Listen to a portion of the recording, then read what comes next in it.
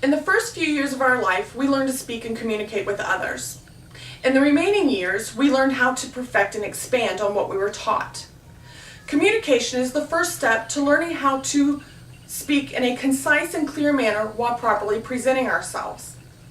What do you think you'll be doing after you graduate? I'm sure you've thought about your future as much as I've thought about mine, and more than likely, we're going to be looking for a job. I've had the opportunity and privilege of owning 2 successful subcontracting companies in the state of Florida. And in doing such, part of my requirement was to screen and hire potential employees. The ability to get a solid job and start a new career begins with the interview. More importantly, what you need to know and learn today and the proper steps of how to go about this interview process for the career that we decide to choose tomorrow is what will help define us. Of those steps, there are 4 primary ones. 1, research your company. 2, have a solid resume. 3, never forget your appearance. 4, be proactive. In our first, in researching a company, in Henry McKay's book, Use Your Head to Get Your Foot in the Door, published in 2010, he states, research the company you are interviewing with by going to the company website for their latest news and press releases. Well, that's a start. And then according to the 2009 article of Money posted on the internet, 6 key steps to job interview prep, the author suggests to search news publications, read annual reports, and learn the company business plan.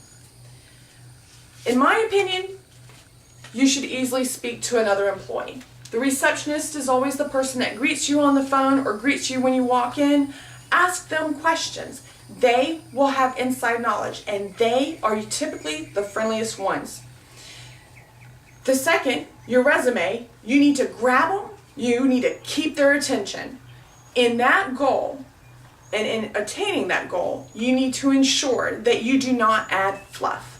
So many times when somebody sits down to do their resume, they will add things to fill in the gaps. We don't want to do that.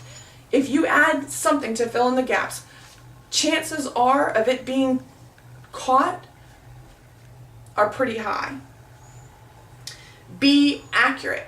Be 100% accurate. If you didn't work, say you didn't work.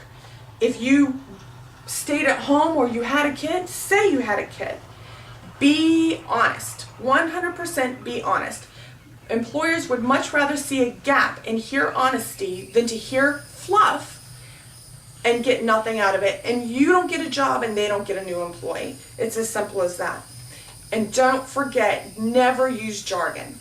If your potential employer does not know what jargon you're speaking, chances are they're not interested in you. You lost their attention the moment they needed to look up a word. In Yates' 1995 book, Knock 'em Dead, he points out to keep in mind the administrative staff is typically the first people to weed in or out your resume. So that staff is who typically sees your resume first. It was never me, it was my employer. Your appearance is key. In your research for your company, you need to know if the company is a conservative company. So if it's a bank, they want you to cover up. Women cover up. They don't want muscles showing. They don't care to see tattoos that we all typically seem to sport these days. You need to ensure also that you don't smell like a cologne factory when you walk in. Many times employers have allergies, and if they smell you coming before they see you, you've already lost your opportunity. So you dress the part and you make sure you smell the part. They also don't want to see 5 o'clock shadows. They want to see somebody that's well kept, that seems to have it together outwardly, because they know that mentally the part that they're looking for, the mental aspect, is going to be playing a pivotal role, and they've got it together mentally on the inside as well.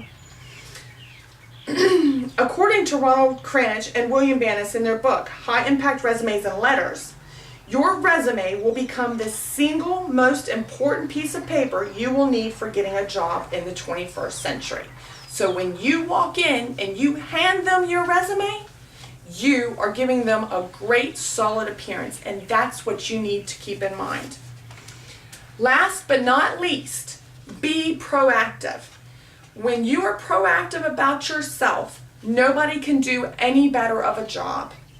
When you go in and you say, I am Christina, hello, and you greet them with a friendly smile, they will always remember you. When you call after your interview, you need to be the same way. Be nice, be friendly. Another part of being proactive is if you know that they have a 2-step interview process. In your first interview, you think you've banked it, you go ahead and you say, well, I'd like to schedule my second interview now. Is that acceptable? And typically, you've already stood out from the crowd. Everybody else is waiting for the phone call. You are already ready to schedule for your next interview. And last of being proactive is be creative. If you're confident that you have what it takes to do this job, be creative.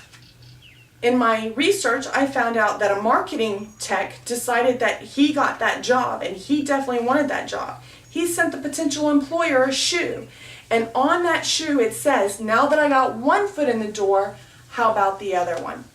That's what any potential employee needs to do in order to get an employer's attention, a potential employer's attention.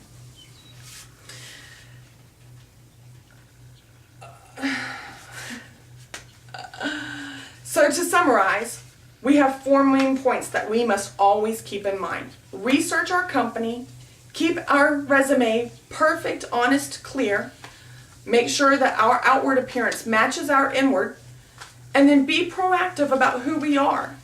The job that you are searching today is the future career for you tomorrow. How do you think you'll do that?